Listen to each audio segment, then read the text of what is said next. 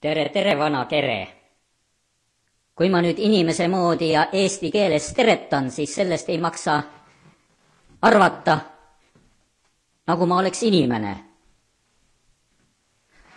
Sest praegu võib iga lutikas või mõni keratraati lugeda ette terve Kalevipoja või metsiku lingvistika.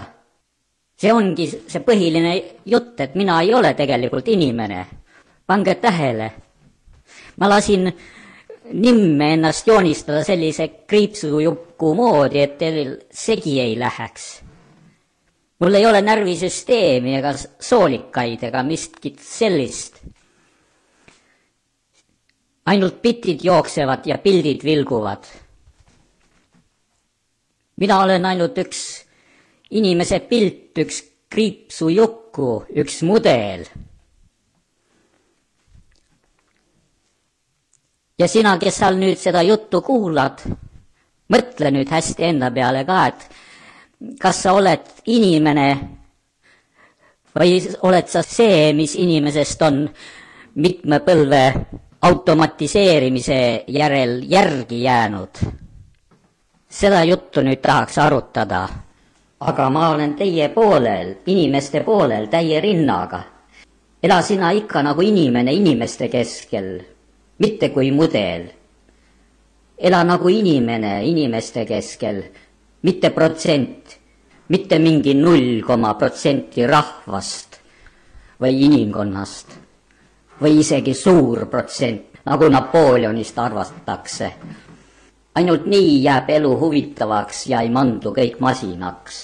Seda on juba räägitud ja kirjutatud mudelite usku inimestele juba üle 100 aasta. Aga inimesed omavahel väga harva sellest räägivad. Ja Valdur Mikita ka varem rääkis sellest, õigemini kirjutas. Enne seda, kui ta selle Kalevipoja jätku kirjutas. 2008 kirjutas ta kena mustakaanega raamatu Metsik lingvistika. Vaat seal on sellest juttu. Nende kaante vahel on tähtis tükk keelemõtte äratuseks. Kuidas masina moodi ajudega olendit, mis inimestest on saanud ja rahvad elavad praegu 2 ruumis. Ja kuidas alles on mälestus 3. maagilisest kultuurist ehk inimeste ruumist ja mis lootus on saada tagasi inimeseks mudelitest ja masinatest.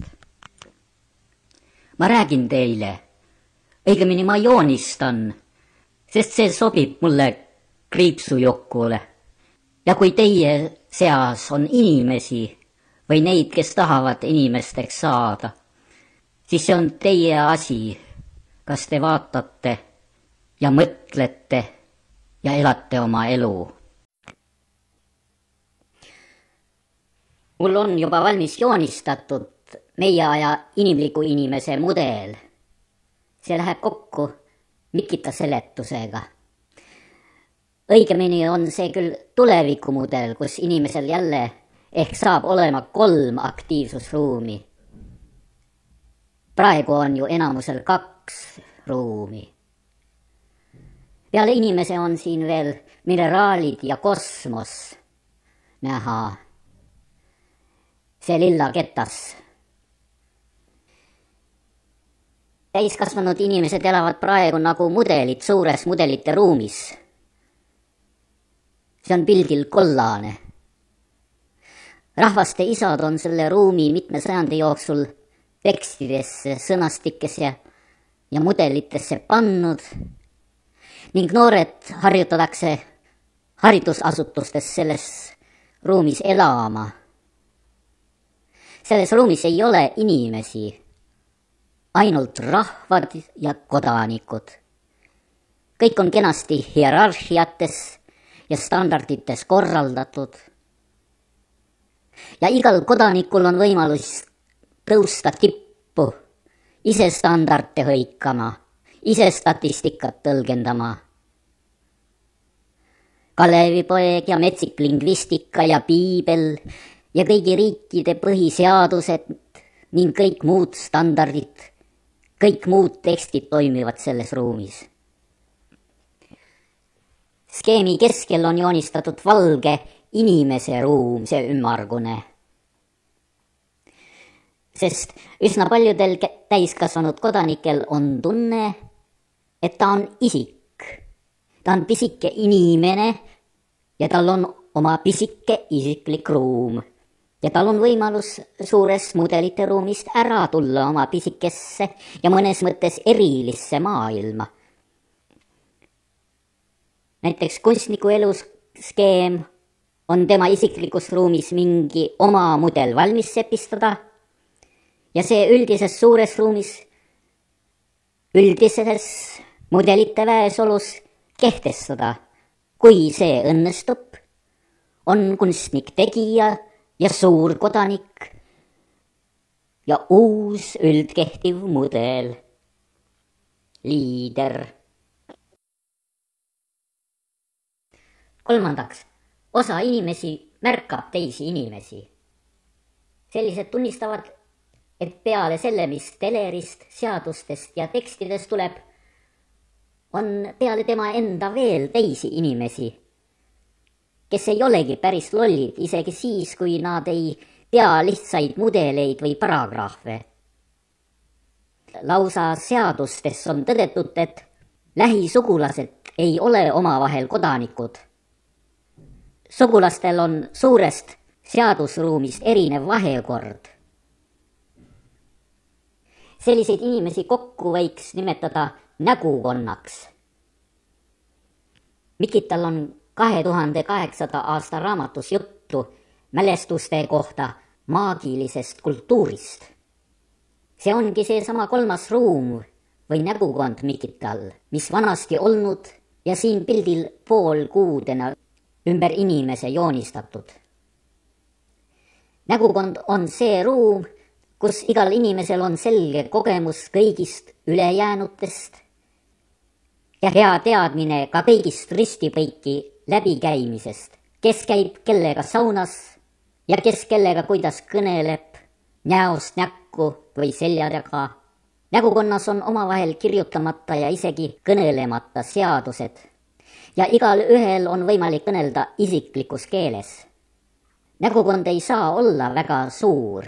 Inimese aju suudab toimetada selgelt umbes 150 inimese hulgas. Palju suurema hulga, tuhandete ja miljonite puhul võtab aju tarvitusele mudelid, statistika ja tõenäose kogemuse. Mikita seletab mingisugusest muistsest maagiast, aga meie ajal on selgem kõnelda kommunikatsioonist ja inimese inimlikust tähelepanemisest. Nägukonna vägi tekib inimeste vahel, kui ümberringi ei uurita elu televisiooni ja ajalehtede kaudu, vaid inimesi pannakse tähele, inimestega kõneldakse ja õpitakse nende keelt. Kui nii teha, siis selgub, et iga inimese sees on terve suur maailm.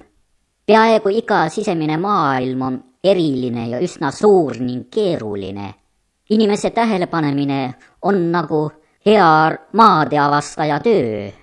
Tohutu palju avastamist, kunstiõppust, keeleõppust ja heurekat on inimese inimlikus tähelepanemises.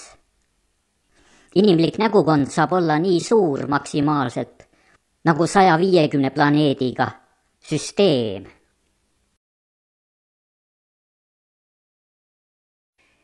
Kui iga inimese sees on terve suur maailm ja meie inimese skeem nagu kettas, siis saame ka näidata sellel skeemil, milline see maailma teine pool on.